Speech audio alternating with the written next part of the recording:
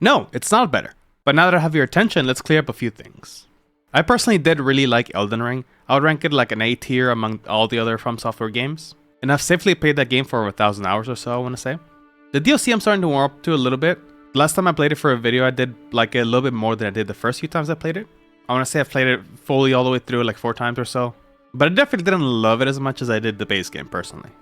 And of course, Nightreign just doesn't exist without Elden Ring. So, you don't need to tell me that. I'm a Demon's Souls fan, So I'm very much open to the idea that even if a game comes later that is better in some ways or most ways than the game that came before it, it still deserves its own bit of praise and it should be respected for its own merit. But I do have to say that I currently feel like I enjoy Nightreign more than Elden Ring. I do admit that it's probably recency bias in a sense, but not so much that I feel like I'm being blinded by just a new shiny game that came out, but more so in the sense that I think I had my fill of Elden Ring for a while now. I don't feel like I need to replay it very often for even personal enjoyment. Where Nightreign, it changes a lot of things that at least makes it feel more fresh to me than Elden Ring does. And in the grand scheme of things, even though I don't think that Nightreign is a better game than Elden Ring, I do think it ties back a little bit to that theme of the Souls formula that we'll get into a little bit later. As of right now, I'm literally just talking about enjoyment factor. For me right now, Nightreign feels fresh in a sense that most of those games haven't in a little bit now. And I know that might sound insane, but we'll get into that, like I said. So I do know that there is currently some mixed receptions of the game. I have heard some of the arguments for it, and I even agree with some of them for sure. So why do I feel this way about it regardless? Well, I just take it for what it is, really. For starters, it's a $40 game. That seems insane these days. We're literally entering an era where games are starting to cost around $80 and or more, even depending on situation. Getting a $40 game right now feels like a blessing. I understand that there's a whole lot of complicated more reasons for the price increase than just, greedy companies to some degree.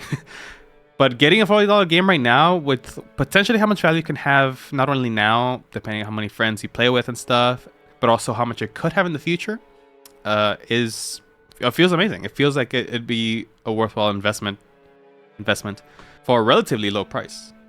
I hate that I sound like a businessman when I said that, but whatever. Secondly, this is clearly like a B team type game. I would even dare say a C team. I don't know what their internal workings of From stuff is right now, how many games they have in the docket. They definitely seem to be increasing that. Like they, obviously only had 1 for the first couple of games. Then it seems like they might have had 2 or maybe even 3, depending on the time period, games going on at the same time being developed. And Miyazaki not having any hand in this as far as we can tell definitely makes it feel like a very small project in comparison, and obviously kind of is. I mean, we're talking about a game that reuses a ton of Elden Ring assets and stuff, and even boss fights, enemies, etc., and even from the previous games. So I just don't take it as a very serious game in the same sense as Elden Ring is, but not in a bad way. Like I just take it for what it is. Like I said, like this is very clearly a spin-off game. Like if you want to call it anything like that. Like the previous like B team games that you could call like Dark Souls 2 or maybe even Sekiro, you could say is somewhat in that territory when you see it in terms of Elden Ring being the game they were co-developing with at the time. It feels even less relevant than that. Maybe something more akin to Durasane or something that was very clearly just not a super high priority project, but something to experiment with or whatever. But it still has its qualities. It's just not like a main title like Elden Ring or Bloodborne, whatever you want to call like an A-team game. Thirdly, this is obviously not a Souls game at its core, I suppose. Like it does have Souls-like elements like the combat and stuff, but the overall design of it it's more akin to a roguelike than it is a Souls game. Maybe not the best one out there, but it is more akin to that than a Souls game. So in that sense, it does feel like comparing apples to oranges when it comes to what's better, because I can say I like Stardew Valley more than Elden Ring or Guitar Hero 3. That doesn't mean it's a better game necessarily. It's a very different genre of game. So saying that one of them is better than the other, that I don't know if that really works in the same sense that you could with Elden Ring to Dark Souls 1 or whatever, But as I alluded to already, I definitely feel myself getting a little bit tired of the Souls formula as it stands now. I've talked about this before, like with my DLC videos and stuff, where I'm starting to feel the burnout of this kind of thing. And I feel like in the community, depending on how long you've been around, you might have felt it since like Dark Souls 2 or something. You might have felt like it's starting to get a little stale, like it's getting a little formulaic, stuff like that.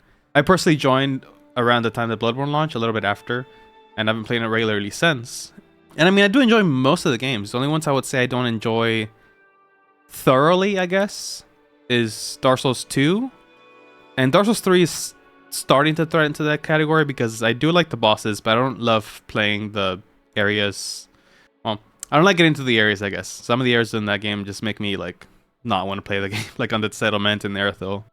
Like the area design for a lot of them are really good, like the Cathedral of the Deep and stuff, but I don't find myself wanting to replay that game very often at all. And the bosses, sometimes I'll feel like fighting them on occasion, but yeah. And like I said, I did like Elden Ring. Shadow of the Erdtree at launch, I just want to realize I think I'm starting to get tired of it. Like I said, I did warm up to it a little bit as of recently, but I don't necessarily want to play it regularly either. Like I'm not putting up the game just to play that in the same way that I did Ring City and Ashes of Arendelle when Dark Souls 3 DLC got. And Sekiro was amazing, but in a similar topic, Sekiro did have its own differences that even though it is very similar to a Souls game, the only things really missing are like the leveling mechanic. It's still played very differently with the deflecting system and stuff. And lastly, again, to something I alluded to a little bit, I think that the face value similarities are almost a red herring in a sense. Like, I'm sure people like to say that this is just, you know, a copy-pasted game all the way through and stuff. And visually, at face value, it does seem that way. Like I said, literally reuses Elden Ring assets up to wazoo. It literally reuses Dark Souls bosses because it's a Bandai Namco IP, so why not, I guess. But the feel of the game itself is insanely different. Like, I don't think you could tell me with a straight face that playing Nightreign is the same thing as playing Elden Ring, would you? Like, that's... Like, yes, the combat is very similar, but the atmosphere, the vibe, the way you go about playing the game is so different. Like, obviously saying Elden Ring is slow paced is kind of insane because of how fast it is already, especially even compared to like Dark Souls and stuff, but it does feel slow paced now compared to Nightreign. You know, you're playing through and just trying to kill everything as fast as possible. Still have to keep a balance of how aggressive you are, because obviously you can die still about as easily as you can in a Souls game, but it has a totally different vibe. Obviously you can't grind a boss the same way. Like, if you want to practice the day 3 boss, which are the new bosses in this game, you can't just like, you know, die and try again. You have to go through a whole day again, and that has its own kind of issues in a sense, but it's a totally different ballgame. So I do think that the similarities between the two are almost a distraction. It's, like I said, obviously this is like a B, C team type game, but that spin-off, it's not supposed to be like a major title. I don't think, like, honestly, like, I'm okay with if you think that the game isn't good or not worth your time. Like, I have friends who didn't get the game. Like, they just skipped it. They're not in the mood for this right now, maybe, at the very least. Like, I don't judge if you don't think very highly of it as a game and don't want to spend money on it. That's fine. Like, I'm not saying that. But if you did come into the game thinking it was going to be something similar to a Souls game, even after the network test, after the trailers, and hopefully after you saw some gameplay to see how it goes, I feel like it's a little bit misguided. Like, I think you went in with the wrong expectations. But that's not to, you know, like, if you did try it and you did have your own separate expectation of it as a game, and you still were disappointed or don't find the appeal, that's fine. Like, that's totally fine. I don't think it will be for everyone, for sure, especially in the Souls series. I could see it being for someone who hasn't tried the Souls games and is the first time, maybe. That'll be interesting. Like, honestly, if you're one of those people who haven't played a Souls game and just thought about trying Nightreign because of the co-op or whatever, like in a Monster Hunter type way, then let me know. That would be a really interesting story. So what do I really like about this game so far in the post to Elden Ring? I have talked about a few of these points in my network test kind of thoughts on it at the time. I did look back on that video. A lot of the things were sort of addressed, maybe not necessarily directly, but like, for instance, the Morgott invasion, like that was a big point for me. Like, I just thought the timing and places you can be invaded by Morgott were stupid, and that wasn't necessarily fixed. It still can be really bad, and we'll get to that in a bit as well. But there's more events, so the odds that you get like Morgott joining you in an enclosed room is lower by definition, because statistically it's less likely to happen. But the other events, yeah, I don't know. We'll see. We'll talk about it. So this is a point that I did talk about in the network test video, and it's only gotten better. The different characters differentiations in an RPG sense to me is like The fact that the mage feels different than just the standard character, the fact that like the dex character feels very different to some degree, like the archer, like oh the deflecting guy, the parry guy, like yeah, like the fact that these classes feel distinct from each other is something that's been sorely needed in the Souls games for a long time. I understand why they haven't been because of the multiplayer aspects. Like if you play like say Elden Ring right now and you get invaded, imagine how annoying it would be to like fight a duchess and in an invasion. You're playing like I don't know Raider or whatever, Wilder, and you had to fight a duchess. That would not be fun. Like we kind of got a taste of that actually when Bloodhound Step was as broken as it was, just being a very spammable, evasive maneuver that made it really hard to hit the opponent. And mind you, that doesn't mean that Bloodhound Step made it like OP in a sense that you can't kill someone with it. It's just an evasive move. But the fact that it can avoid damage so easily with so little cost with FP and stuff was not fun, for sure, I'll admit. And especially when it goes with like a really tanky character, because even if you're completely overloaded, you can still technically do that Ash of War. You could do Bloodhound Step, So with that in mind, it was so easy to spam. It was almost like having a Havel with a Ninja Flip Ring in Dark Souls 1 or something. Insanely high defense, but you can just move better than you can with like the light roll. It's just stupid. But because it's not a PvP game or has this PvP potential, they could do things like that where they can change the classes and make them more distinct from each other without really affecting anything besides maybe the boss design, difficulty, that kind of thing. But that's an RPG thing. Like some classes are just gonna be stronger to some degree, especially with the right setup. And I mean that's been the case with the Souls games as well. I don't necessarily think that's something you can entirely fix. To some degree, it would take insane amount of tweaking. And what I mean by that is that like I don't think you can across the board even out the difficulty for a boss, let's say, for every single character. Like I don't think that would be feasible without insane tweaking.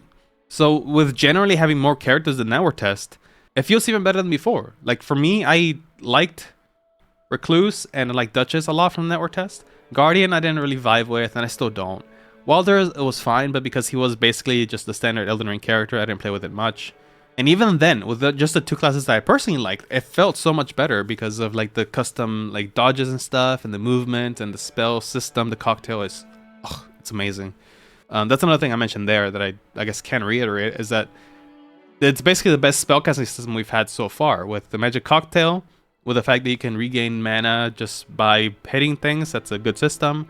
The fact that you have staffs have dedicated like buttons for the spells is good, even though they could have slightly better like display, because sometimes I forget which is a normal like casting spell. It only shows the stronger R2 one or whatever. And maybe it could be nice if we could customize that a little bit, but like I guess that's the nature of the game being a roguelike type thing where you don't get to pick, you just have to get lucky and get like a staff where you like both spells or something. But it definitely beats having to fumble around with the up D-pad button every single time, which maybe that's just skillish in my part. I usually just end up forgetting what spells I have. I have more than like 4 or something, and you can easily like fumble about by skipping in one, and you're like, if you're in a tight situation, you might not want to do that. So and that could still be a problem in this case because you can switch different staffs, so you can technically have 12 spells at the same time going at any time. But depending on the situation, you could like drop the other staffs you have, or you don't have to have that many. You can just have like 4 readily available at any time, just a button press away. That's still better than having to flip up the D-pad button 3 times to get to one spell that maybe you wouldn't have the time to cast. With the speed of this game compared to Elden Ring and the other Souls games, it's definitely good to have that be an option. So I think overall it's good.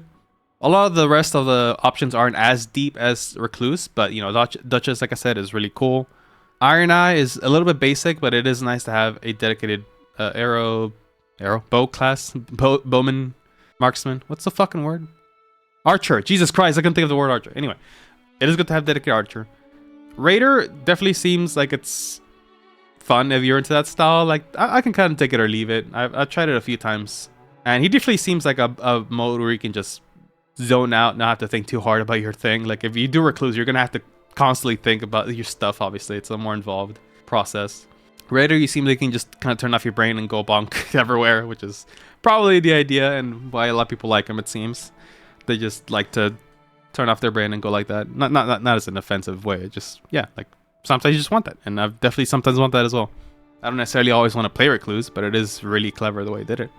And don't get me started on Executor. Like, I definitely need a buff. The Cursed Sword thing right now doesn't do enough damage to be worthwhile, I think. Especially if you're not doing like a day boss. When you have a day boss and you don't have to worry about how long it takes, you can play with that. You can do Bellbearing Hunter or the Crucible Knight or whatever. But like during the daytime when you're trying to kill something as fast as possible, ideally, Cursed Sword doesn't really do it. I'm sure there's relics that help with that, but I mean, the relics have their own problem. We'll get to that as well. So much so that, yeah, like you probably should just buff that a little bit in some ways. Or maybe have relics drop a little bit more consistently if you're playing with Executor or whatever. Revenant's fun. I have been trying it more since I did my last couple of videos and stuff. Like I did like a members video where I ranked things, including the characters. I've tried a little bit more since. I do think I understand now her issues. I think she's supposed to be like a support type character, and I do want to play her like that, but she does need a FP regen system of some way. As it is now, she can run out really easily unless you have a ton of Starlight Shards, and that's the main thing, really. Just the FP thing. Like if you want to be able to play support, you would kind of need something like the Recluse. Like Recluse might be a better support. She's also S faith scaling, so you know you could do that more if you wanted, but I guess she doesn't have the ult that does insta revives, but. So obviously another factor that makes Nightreign really nice is their replayability. Like Elden Ring is replayable as well in its own right, but if you start a new character, you have to commit to a decently long playthrough, assuming you're not just speedrunning through it or something. You have to get upgrade materials, you have to get Sacred Flasks, you have to get the Sacred Tears, you have to get every item and weapon and spell you want to get, the armor, and presumably level high enough to beat the game, whether you're doing a PvP character or just trying to beat it. Like you probably want a certain amount of health or whatever stats, assuming you're not a challenge runner. So it can be replayable, of course, and I did personally. I have so many characters, like it's not even funny, but it is time commitment, which not everyone's gonna have, and that's the contrast here. So Nightreign, literally no character building. You just start with whatever class you want, and you can get a run in 40 minutes. You can get some pretty good weapons. You might get some shitty weapons. You can generally still make it through if you play well enough, which that's a big if, and also depends on your teammates if you are playing with multiplayer. So it is a lot better for replayability in that sense, where you can just get a run going. Potentially beat it in around 40 minutes or so, 30 or 40. I don't know what the exact timing of things are for the day past time. So it's not as much of a commitment as it is for Elden Ring to just play the game a little bit, Like sometimes you just want to play for a little bit. Maybe you just want to fight a boss or whatever. In Elden Ring, you would have to do like a save state to be able to do that.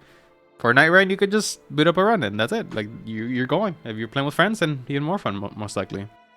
We'll get to a little bit as well into like updates later on down the road. That would also be important. But as far as right now, yeah, Nightreign is fairly replayable in its own right. I should say I have like I think 100 hours at this point now with PC and PS5 versions like together. And I was gonna say that I don't know if I have a lot more left in me, but sometimes I do get the itch. Like I literally started working on 1.0 Nightreign just to play more, which is like kind of sad and funny, but whatever. And I will play with it when friends ask as well, so there's that. And the multiplayer is in a sense the best it's ever been. The fact you can actually invite people to like a lobby thing to just play with them consistently is nice for sure. It still has its own issues. The connectivity with like random players when you're with a duo is like, it can be spotty. I don't know if it works differently than it does queuing up with just yourself for 3 people, but it can be sometimes difficult to queue up with a duo and pick a specific boss. If there's not a lot of activity for that boss, it might just not work. I would assume that it does try to default prioritize people who are just playing solo, so you can have 3 people that are not connected together. I would assume it defaults to that, so people who don't have like friends, I know it sounds sad, but can just play like that. And maybe the duos are less priority or something. I don't know how it works. It does feel like it takes longer. Like it's very, very rare that I'm playing solo and I don't get a third, like 2 other people very fast. That's what I mean.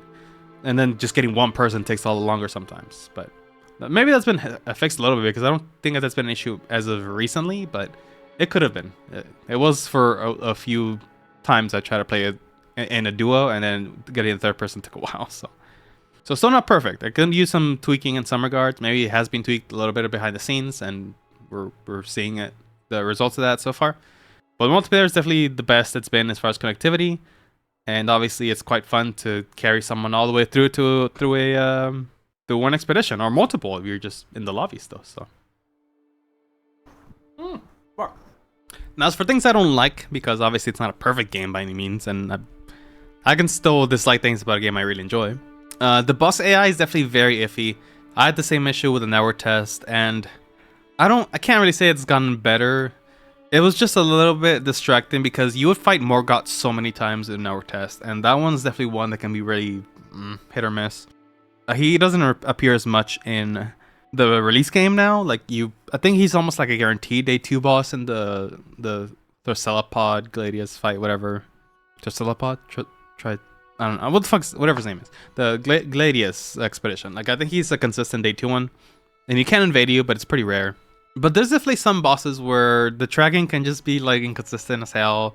They do ironically have a system kind of like I'm thinking of Behemoth or Monster Hunter World, where they'll mark a specific player to track them specifically. It's sometimes the bosses that can't have that is a little fucked up. Like Gladius, ironically enough, he can lock on to one player as the 3 wolves are coming. If it's only for a couple seconds, okay, fine. But Jesus, that's not the greatest. It's having to avoid 3 enemies at once like that it hasn't been a run ender at most parts, I don't think, but it's a little much. But I do find some of the boss AI to be iffy sometimes, for sure. It doesn't feel as reliable as it should be, I suppose is what I'm trying to say. I've alluded to this. The random events that can happen are... I like a lot of them in theory, but the way that can happen, the timing of the way that can happen is so ridiculous. Until recently, I thought the Augur event would pause the timer on a thing. Until I think yesterday, where I had a run where I was inside the Augur bubble when the night circle and then the rain circle was coming in. What? Aren't you stuck in there? I'm pretty sure you're stuck in there. I think. Maybe you're not. I don't know. But it seems really stupid to have that happen. And that's not even the most punishing one. Say the Libra one, where you have to pay a certain amount to get rid of the curse. He can just leave and leave you cursed the rest of the run. If you get it on day 2 and you don't have 35,000 souls because you literally just used them runes, you're kind of screwed unless you just quickly run to a boss on the way. But that is so punishing. It's stupid. That's my main issue with a lot of the events right now. I like a lot of them in theory. The way they happen now, a lot of them can just be a run under if you're caught at a bad time, and it's not good. I recently had a run where I was trying to fight the Godskin duo jail. I was fighting that, and then I got invaded by Morgoth, and I had to fucking I was the one marked, so I had to leave that area. I was gonna try to get a grace because I was low on Estus already, so I ran a decent amount. Turns out Morgoth invasions deactivate graces, so I had to just kill him at 0 flasks. And I was doing fine. I could handle him, but I was doing no damage. So the people I was with had to come help me. They had to disengage from Godskin duo. And I think one of them died and lost their runes and went to eventually kill them. But it just killed the run, essentially. From there, the momentum we had in the run, which was pretty decent, was completely halted. The Libra thing happened once as well. Like I said, it just ruined the run. The Locust, if you just happened to get your levels stolen and stuff because you were preoccupied and just didn't get a chance to dodge that thing. That one, now that I know how it works, doesn't seem as bad as some of the other potential ones, but it can still be really bad timing. Oh, no, actually, no, that one can be bad too, because I had a crater run one time where I was going to get to the legendary armament thing, and I just got the Locust. We had to disengage. We tried to go back to the crater, didn't end up happening. We just lost too much time, and I think the people I was with just didn't know the way around, only I did. So it's that's what I mean. I know this can be a thing to some degree in other roguelikes where you just get a really bad run and stuff. I would assume anyway. I haven't played a roguelike yet. I did mean to play a roguelike like Hades or something before Nightreign came out, and I just forgot to get around to it. I will sometime. They're on my list. I just backlogs. Like, I know that probably can happen in those, but man, like, I don't know. Like, you can definitely tell that this is their first attempt at something like this, and I don't necessarily blame them for not getting everything right, you know, but the events need tweaking in some way. I don't entirely know. I would probably have to take them case by case basis to decide how I would personally tweak them. For Libra, I would make them not leave on a timer and stuff, I guess. Maybe not cost as much in day 2. Even though it is day 2, like, still, you just might not have runes on you at the time. I don't know, there's a lot of little things I would tweak for the events, because as it stands now, they can just be a run ender. Even if you have a good run, you just might be caught at the worst possible time ever and have the run free. The shifting earth could work better too. Like, I don't mind how they work as they stand now. I think all of them are fine, I think. Definitely crossing a line in some cases, but you just have to know to make some time in day 2 to do them, usually. I think I have more of a problem with how they work as far as getting them, like getting the shifting earth things for whatever. Like, if you want something, you just have to get lucky, or that like your multiplayer partners have it or something. I know this is gonna be a wild comparison, but I think if they were something like Splatoon, where they're in a rotation like every 3 hours or whatever, like you'll just have Crater for 3 hours, Mountain for 3 hours, Rock for 3 hours, City, whatever. That could be a way to do it at the very least. It doesn't have to be specific times of day or anything, because then you just never get it for some people, and if they can't play it until a certain time. I don't know, that could be a way to go about it. That does seem kind of nice. I mean, generally speaking, I think I prefer having an event than not, but if you really don't, I mean, I guess that's what the bed works like. Maybe if you could have the bed reset once an hour or something to roll it, but not to the normal, just to something else, that could be fine. I don't know. At least once you know how the events work. Like, the rot, I thought was awful at first, until I realized you can take away the rot buildup in the area once you do the event. Like, that's okay, that's fine. Fair enough. But yeah, definitely tweaking. Like I said, you can tell this is still their first time doing this kind of thing, so I don't entirely blame them. If they do end up updating things and balancing things, maybe they will eventually tweak these things to be better. Hopefully. The last boss, the couple of friends I've heard talk about it really like the boss, I think. Or at least think he's cool or whatever. He is really cool. I like the design. I like the moveset. I like how he fucking tears a thing in the sky, like fucking, you know, anime shit. I feel like he's somehow gotten worse than like what I've talked about in like the late attack video and stuff, where I almost feel like he's what I've been warning about when it comes to delayed attacks and things like that, where he almost has no telegraphing to when he enters combo. So he'll like nearly stop moving. You'll think he's done with the combo, and then he's just like, you know, like that kind of thing. Like, that's almost exactly what I've been warning about with when it comes to delayed attacks, where, you know, as of right now, you can manage delayed attacks, but how long will it be until we get attacks from a boss with no telegraphing almost whatsoever? Like, that does kind of happen sometimes in the Souls games. Like, there's a boss that notoriously will have an attack that just comes out. At worst, those kind of seem like a glitch in a lot of cases. At best, they might like do it after a certain thing. Like, for instance, the one I'm most familiar with personally is King Allant, where he will sometimes backstep and then go into his like a sliding like attack where he holds a hand and it just you know. You could see it coming via the backstep before it, but it's still very hard to see because you don't get a lot of time to react either way. It's a little easier in the remake because of the 60 FPS, but it's still not ideal, and definitely a bug, I feel like, in some ways. So yeah, that's how I feel about the last boss. I do feel like he's getting to those extremes where you can't read the animations almost at all, and you literally just have to memorize it. And I mean, people got on my ass about that. Like, yeah, you like it during the delayed attack video and stuff like that, where you're like, yeah, you don't want to like just first try a boss every time or whatever. And this helps not first try it or something. You have to learn the moveset. And like, yeah, that's right. But like for that first point, like, it's not delayed attacks are the only way to make a boss fight hard. And it's not like people are gonna first try them either way all the time. And for the other part, I mean, maybe in a Souls game that's not the worst ever. It kind of can be if it comes to like a phase 2 or 3 where you won't be able to practice an attack until you get to that. Like, I'm thinking of Millennia, like how to dodge the phantom attacks and stuff. You can't really practice that too much until you get to phase 2, which is a little rough as it is. Now think about it this way. How long will it take for you to get to the last boss in an expedition? It will be like 40 minutes and stuff. And I'm not saying you have to first try it or something. I think he's appropriately difficult for the most part.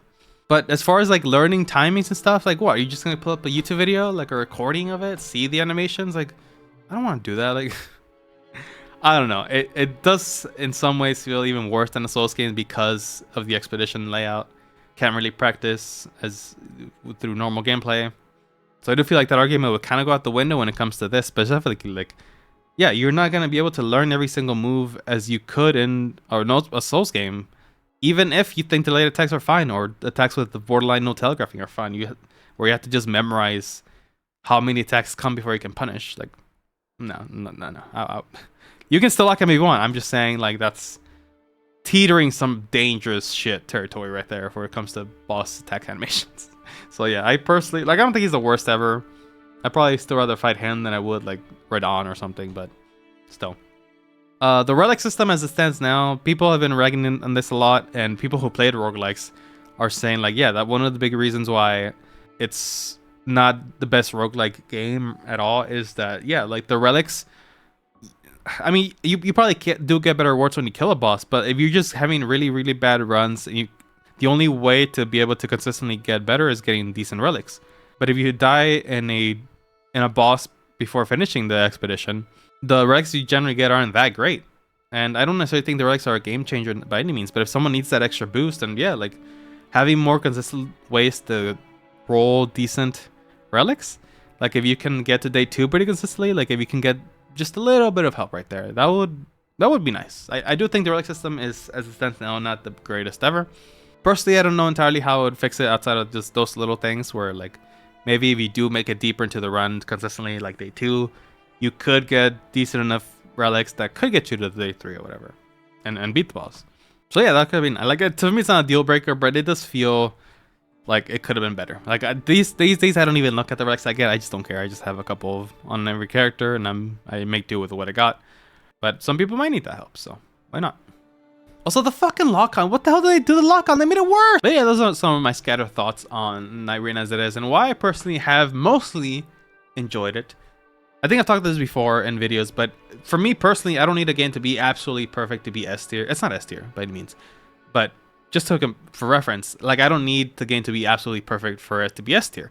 I just need the goods to vastly outweigh any flaws it has.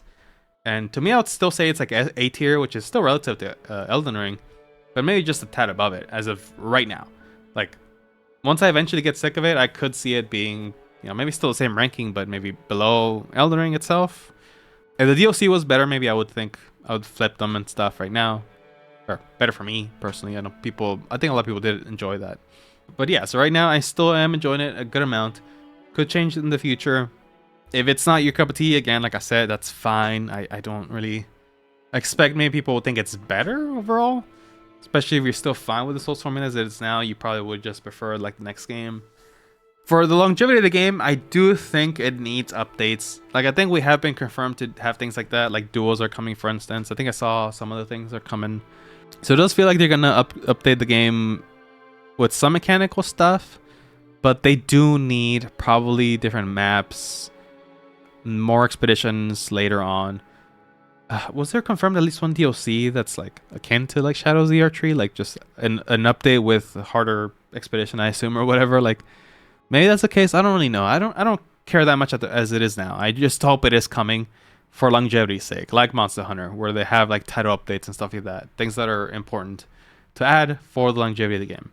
I think it needs that, because otherwise this may not last much longer in the grand scheme of things. Like, I personally might be fine because I have a lot of friends who might just get the game later and I'll just play with them and stuff. But like, for just my personal want to play the game, outside of that, I probably would need some bosses soon, because there's definitely some bosses I'm getting sick of fighting to this point. So, and it definitely would be nice to see more Dark Souls bosses as we go along as well, like whether they be in later expeditions or whatever. Having 2 per is, I guess, fine for now, but I think a lot of us expect more than just like 6 bosses from this whole series. And the picks are definitely a little interesting, but you know, whatever. It would just be nice to get more things, and hopefully good things, you know. If we just end up getting like Bed of Chaos or something again, like flat out. Like I don't think people will be happy about that, and that would be a net negative if it doesn't work with the new mechanics anyway. Maybe it could be interesting with, you know, wall climbing or whatever. But yeah, I don't know. Definitely a lot of caveats to all of this. Like, you know, it's not perfect by any means, and if you made it this far, I hope it's clear that I don't actually think it's a better game than Nightreign. I don't think you can really compare them in the same way you can the other games. And I don't think I'd even be as bold to say that it is, even if I liked it like S tier, whatever. Because yeah, like for me, for instance, just another example, like I want to say personally, I do think Tears of the Kingdom is a better game overall than Breath of the Wild.